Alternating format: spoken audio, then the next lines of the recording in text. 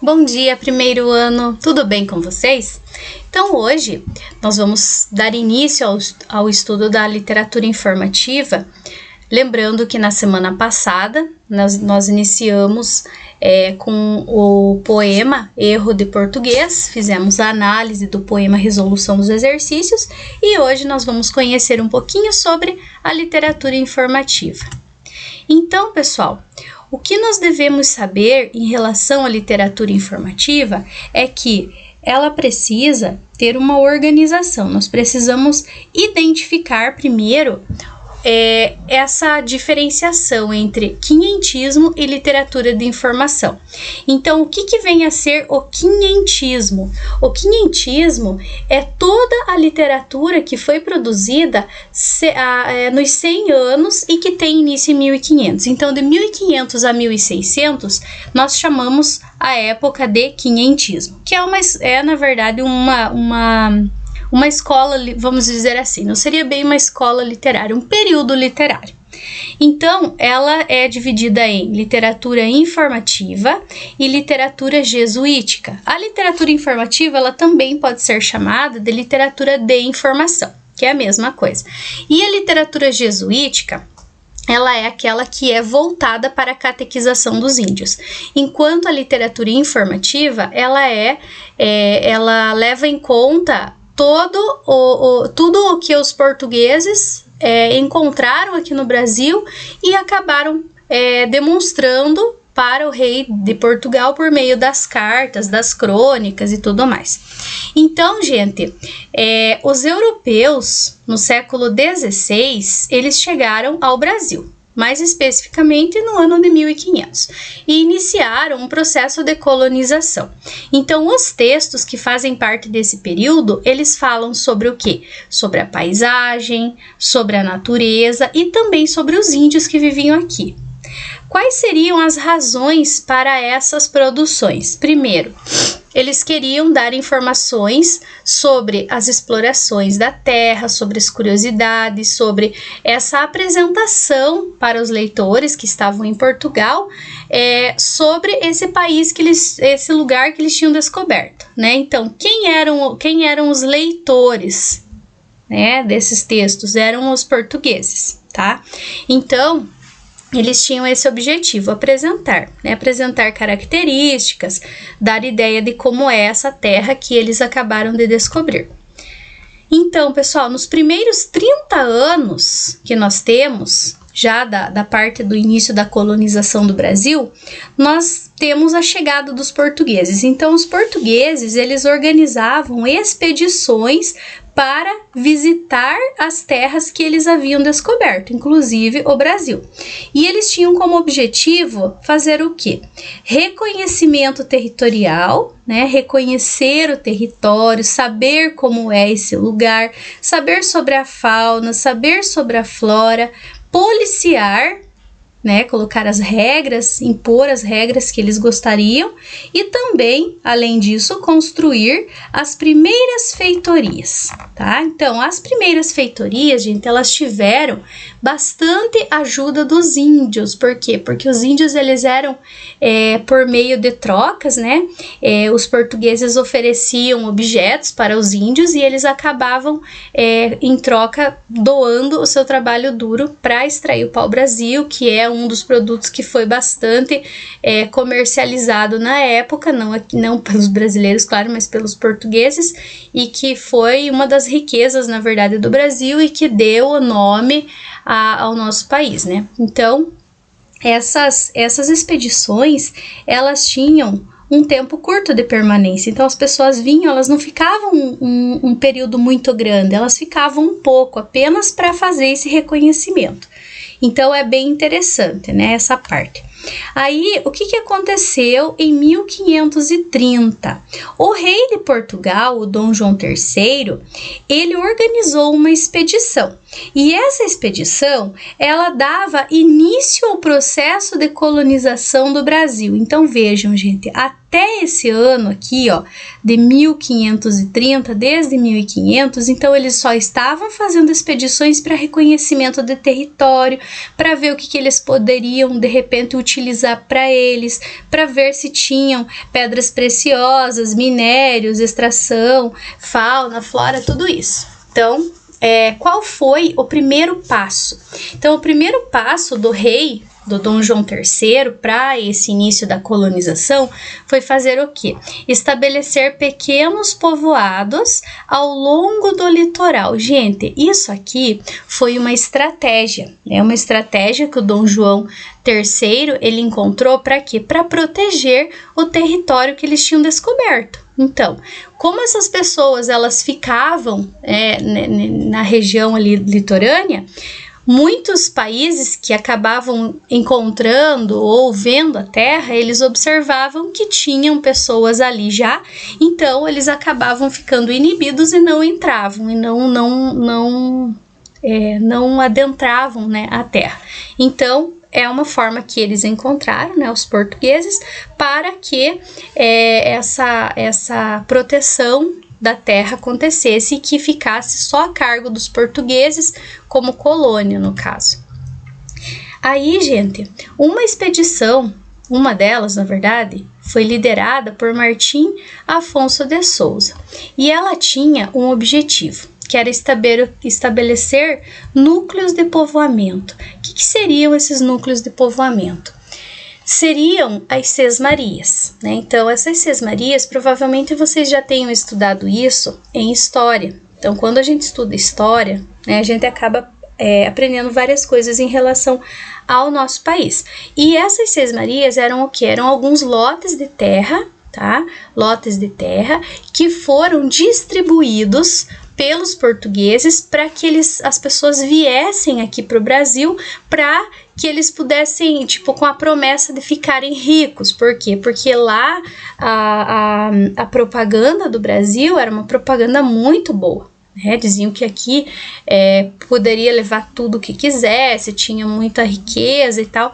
Então as pessoas, os portugueses, muitos vieram atraídos por isso, né? Atraídos por essa possibilidade de ficar rico. Aí, gente, vejam, ó, de 1500 a 1549, então aqui já se passaram 49 anos. O que aconteceu nessa época? Alguns missionários jesuítas que pertenciam à Companhia de Jesus fundaram um colégio e deram início ao quê? A catequização dos indígenas. Então, aqui, nessa parte, nós já vamos ter a literatura jesuítica, tá? Que nós vamos abordar na próxima aula. Então, gente, essa parte dos jesuítas virem para o Brasil também foi uma estratégia utilizada pelo Dom João. Por quê? Porque naquela época, né, estava em difusão a ideia do Martim Lutero, que era a reforma protestante. Então, a Igreja Católica estava perdendo muito o espaço para os protestantes. Então, o que aconteceu? Ela queria mostrar o seu poder e ela acabou mandando para suas colônias alguns jesuítas que eram pessoas que formavam essa Companhia de Jesus, para que eles pudessem difundir a fé católica para as pessoas que viviam nesses lugares. Para nós aqui no Brasil, no caso, para os indígenas, tá? Então vejam, gente, ó, eu já falei para vocês agorinha sobre isso, ó.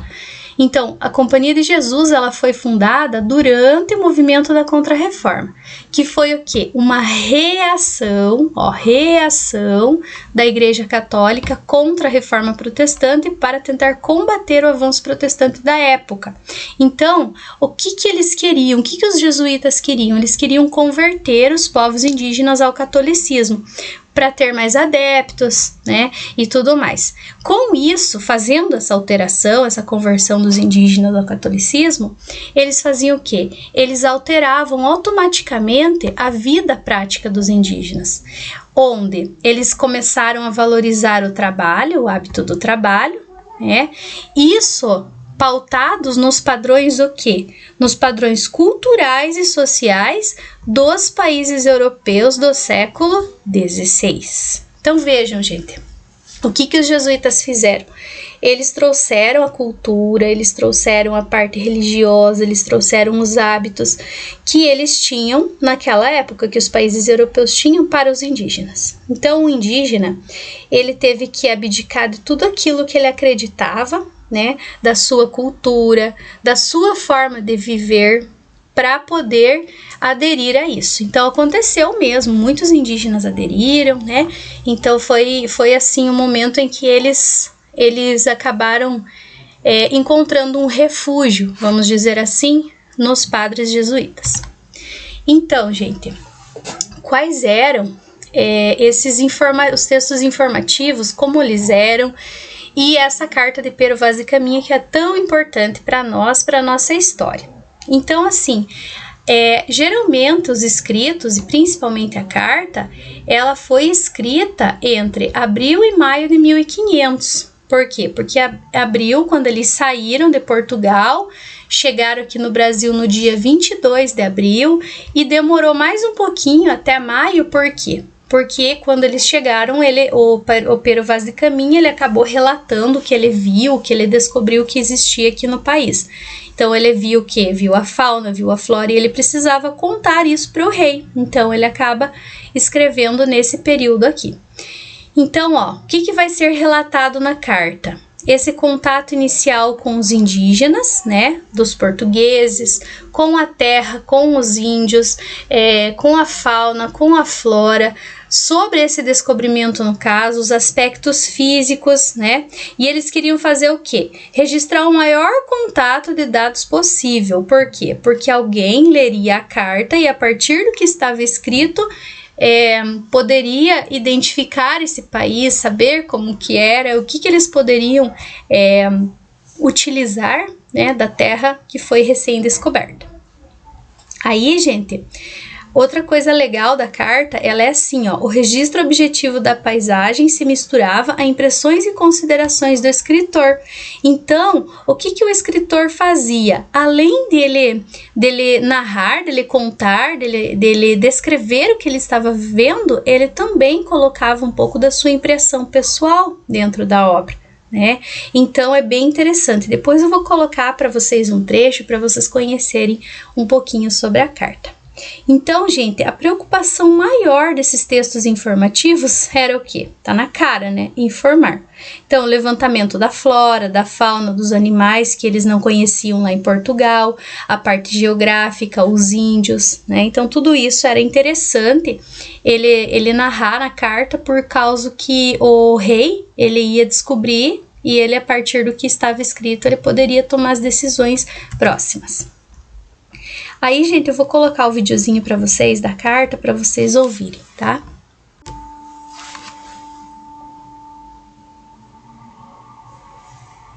A carta de Pero Vaz de Caminha.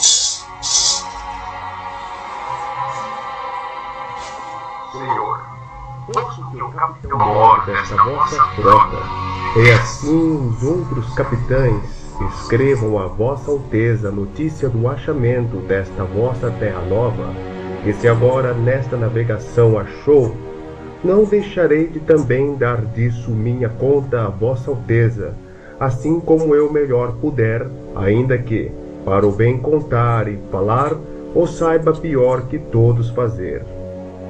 Todavia, tome vossa alteza minha ignorância por boa vontade, a qual bem certo creia que, para formosentar nem afear, aqui não há de pôr mais do que aquilo que vi e me pareceu. Da marinhagem e das singraduras do caminho não darei conta aqui a vossa alteza, porque o não saberei fazer, e os pilotos devem ter este cuidado. E, portanto, Senhor, do que hei de falar, começo. E digo que a partida de Belém foi, como vossa alteza sabe, segunda-feira, 9 de março, e sábado, 14 do dito mês, entre as 8 e 9 horas, nos achamos entre as Canárias, mais perto da Grande Canária, e ali andamos todo aquele dia em calma, à vista delas, obra de 3 a 4 léguas, E domingo, 22 do dito mês, às 10 horas mais ou menos, houvemos vista das ilhas de Cabo Verde, a saber, da ilha de São Nicolau, segundo o dito de Pero Escolar, piloto.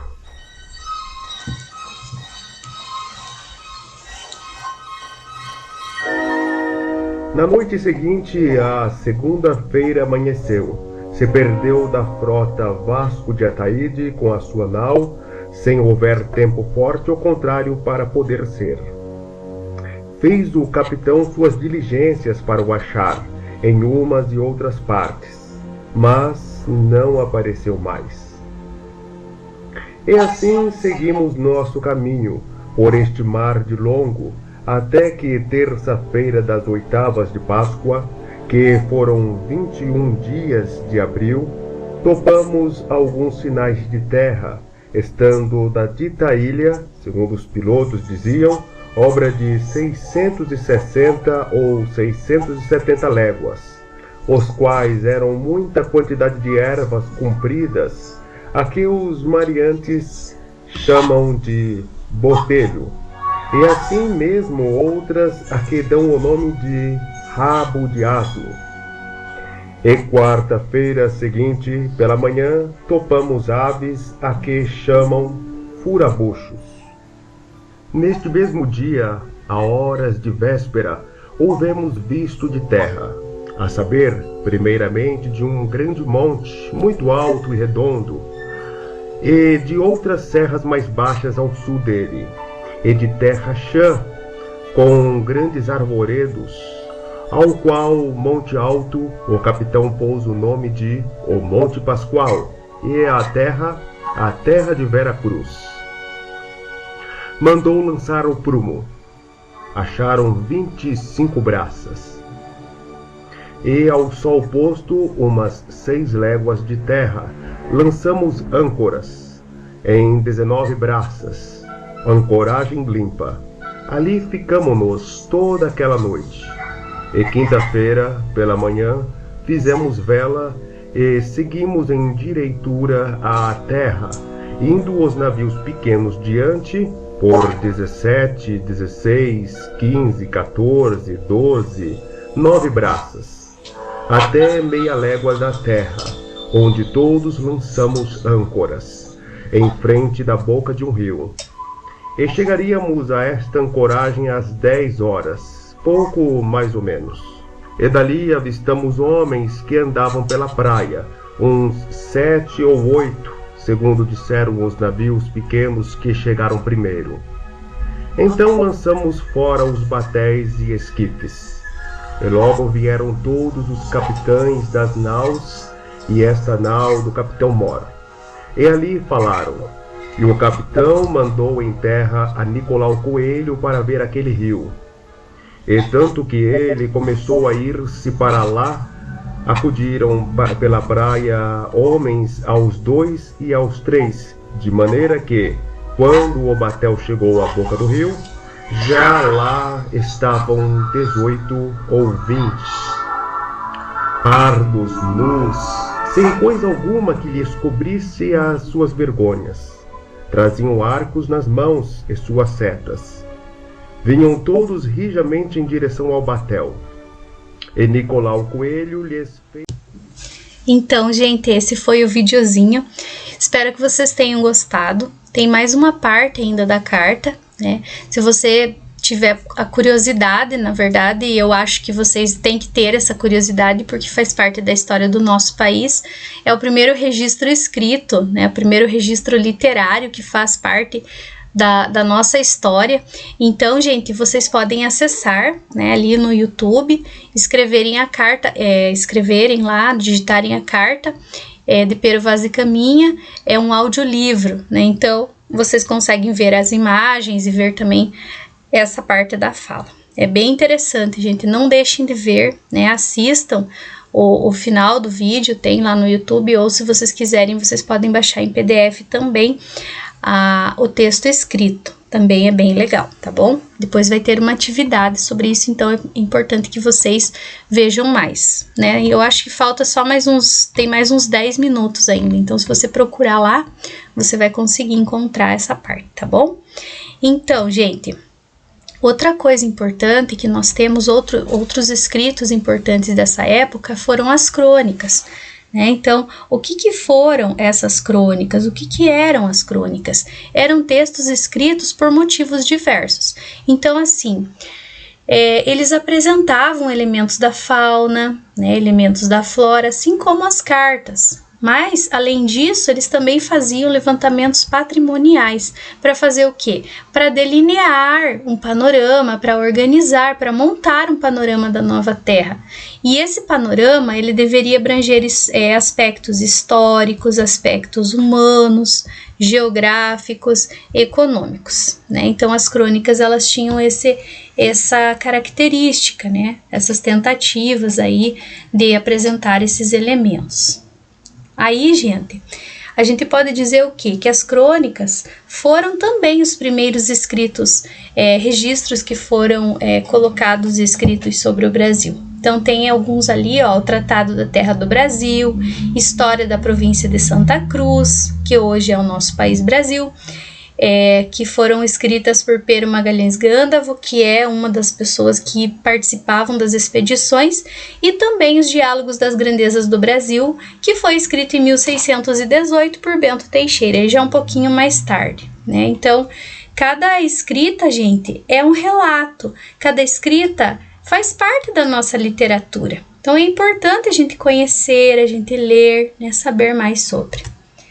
Como atividade, pessoal, eu quero que vocês, depois que vocês ouvirem, né, o resto do vídeo, vocês podem pesquisar lá no YouTube ou que vocês lerem a carta, eu quero que vocês escrevam para mim assim no caderno de literatura e depois postem lá no grupo.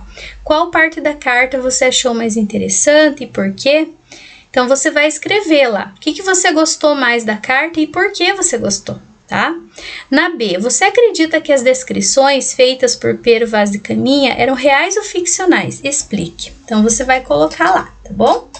Então, gente, se vocês tiverem alguma dúvida em relação a essa videoaula, vocês podem mandar mensagem, me perguntem, eu vou ficar muito feliz de respondê-los. E também, nós vamos nos encontrar pelo Google Meet na próxima aula, né, hoje ainda, e a gente vai poder tirar dúvidas também, resolver os exercícios, certo? Então, gente, bom estudo para vocês, né, boa atividade para vocês, fiquem com Deus e até a próxima.